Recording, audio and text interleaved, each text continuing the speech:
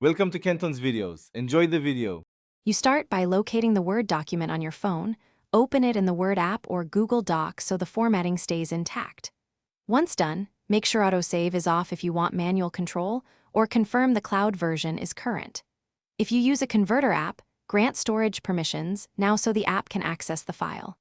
These steps let you maintain fonts and images, which prevents layout shifts when you convert to PDF.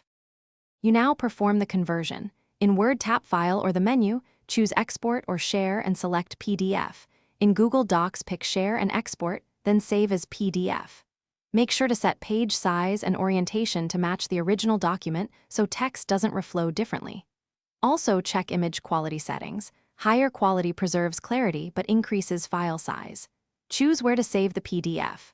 Local storage. You finish by opening the exported PDF and scanning every page to confirm the layout, fonts, and images match the original.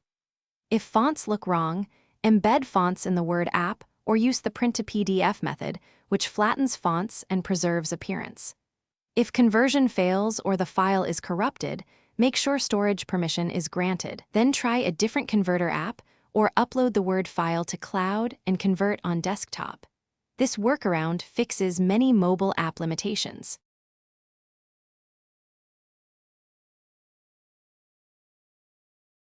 Thanks for watching. Consider subscribing if we helped you.